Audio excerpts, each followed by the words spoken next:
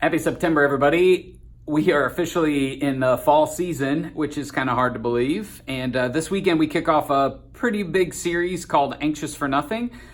I'm a little anxious about it. And if people ask where we got some of the content, it's rooted is the key word in Max Lucado's book he released about a year ago under the same title.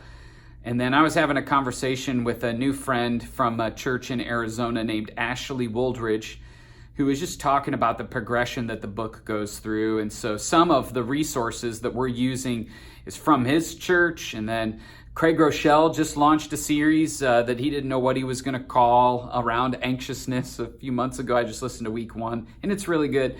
But I believe anxiety is one of the top issues that we face. And here's the reality. It's a medical issue for some. It's a therapy or counseling issue for many. So you need to talk about it.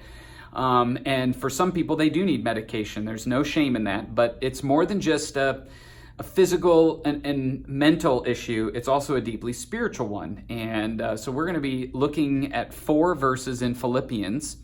Yes, we did a series in Philippians earlier this year, but I asked intentionally Chris to not speak on the 4 verses that we're going to be looking at.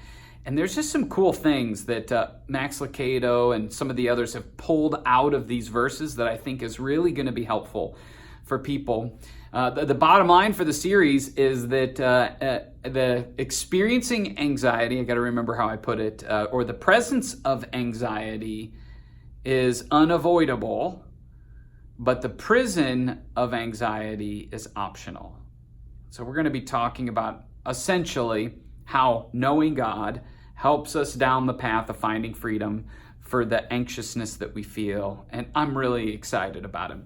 I've included in the exec summary, or had Casey include in the exec summary, some resources that we're going to be offering people over the next few weeks. And I think these will be helpful. Make yourself familiar with them so that you can talk about them in your huddles, your lobby conversations, and all of that. And let's just make sure that when you show up this weekend, you show up ready to serve. If you missed Casey Greenwald's message last weekend, a person standing alone in our lobby is an emergency. And so let's talk about that in our huddles, and let's be aware of that. The people who are standing alone, you can just walk over and say, hey, has anybody helped you? Is everything okay? Or you could just say, hey, just checking in. Do you need anything? The more we create a hospitable, welcoming, caring environment, the more contagious and excited people are to invite people back. So that's just a quick review of what we have coming up this weekend. Counselor referrals list, prayer is going to be really helpful. God's promises, our group semesters. It's one of the best places to talk about the things that make you anxious, is in sharing those concerns with others. All right. So that's this weekend. Let's make sure our energy level and all of that's ready to go. And I can't wait to see what God does. Be sharing our posts online. That's an organic way you can help us keep the invite culture going. And I think this is going to be inviting over the next few weeks, not just a first week. And then I think this has the potential to build momentum every week. All right. So set all of that aside for a minute. And this is your mission statement test. That's right. We're going to keep doing it. I just want you to practice writing the mission statement. I know some of you have already got it. Some of you are getting it. Some of you are kind of making your way there. So pause, write it down. Cedar Creek's mission. Let's check our answers. Cedar Creek exists to help. I almost said the old mission statement. That's amazing. Cedar Creek exists to introduce people to Jesus and the life-changing adventure with him. And if you didn't highlight the key words, make sure you do that. And if you need to have a conversation, just practice saying it out loud. Why are these words important? The first one is Jesus. Jesus is the central event of our faith. It's his death, burial, and resurrection. That's why we're here today. It's why we call ourselves Christians or Jesus followers. And so it will always be the heartbeat of our mission.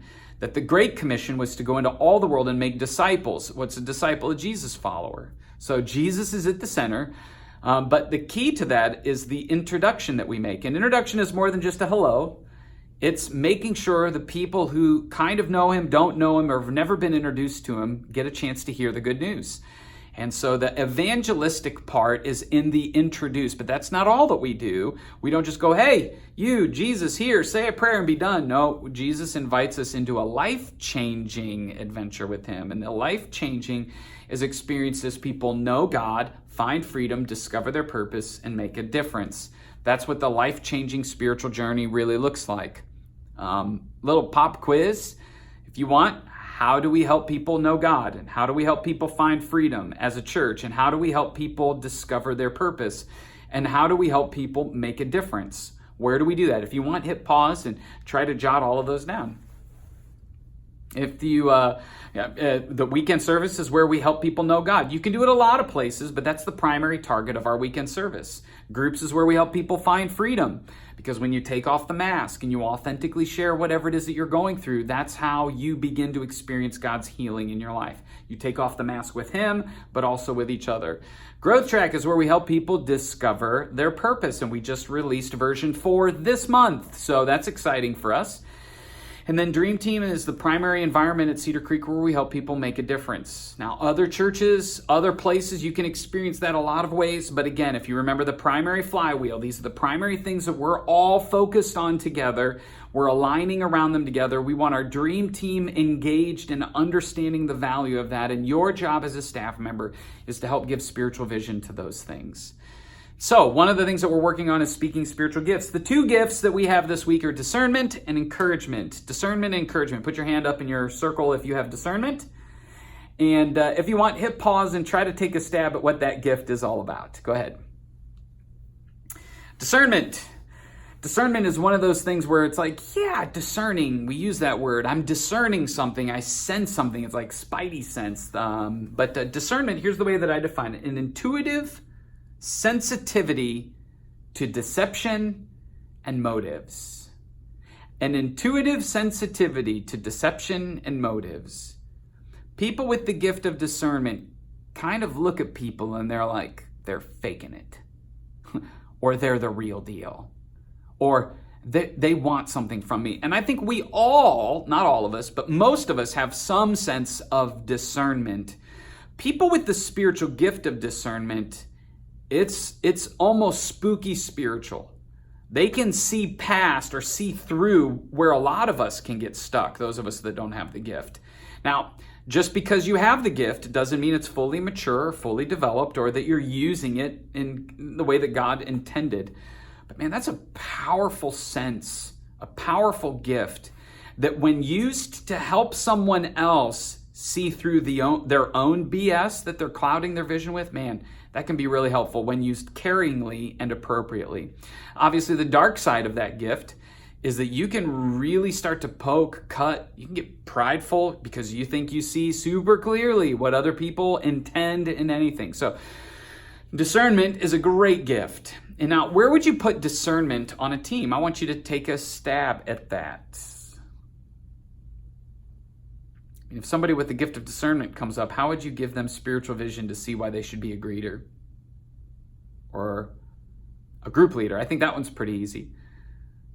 I think sometimes if we can help people understand that they're going to have a unique ability to help speak, not to see the true essence of someone, to come alongside of a leader and serve a leader, to discerningly care for the group. Like if I were leading huddles on a first impressions team and I knew someone had the gift of discernment, I'd be like, hey, there are going to be times where you're going to have this sense that somebody's struggling, something isn't quite lining up. Would you prayerfully step into those situations with that individual and just check in or make me aware in a gracious way? We need to not gossip. But, I think those are the ways that you can use the gift of discernment. Second one, encouragement. That one's a pretty easy one. How many of you have the gift of encouragement? Believe it or not all of you are going to believe this, but encouragement was one of my top 5 years ago. And encouragement is really the ability to affirm someone's value and giftedness. People with the gift of encouragement have a way of adding courage to people's gifts and abilities in a spiritual way. They know how to say unique or right words at just the right time to help people take a next step. Powerful gift. And that gift, you can almost automatically see how it fits in. Basically, you would be encouraging, see what I did there? Anyone with the gift of encouragement to use their words to help someone take a step or to see their value and their worth. Don't talk long, talk specific and intentional. Those are powerful things. People who are introverts with the gift of encouragement, if they're an I on the, or not, they're an introverted oriented person, then they can write notes and emails. People who are extroverted can use their words face to face, eye to eye. And so that's a powerful gift. And I think the more we become familiar with those gifts, if you want, go back and revisit some of the previous definitions if you wrote them down, the more you're going to be able to help people see how God has wired them to make a difference. So that's all I got for you today. Here's what I'd love for you to do. Just take a few minutes. If you need to recap something great, would you pray for this weekend? Pray for our guests, pray for the invites, and then spend a few minutes on social media, thumbs upping or commenting on what other people are sharing at your campus or on your team. All right? Appreciate you guys. Can't wait to see what God has next.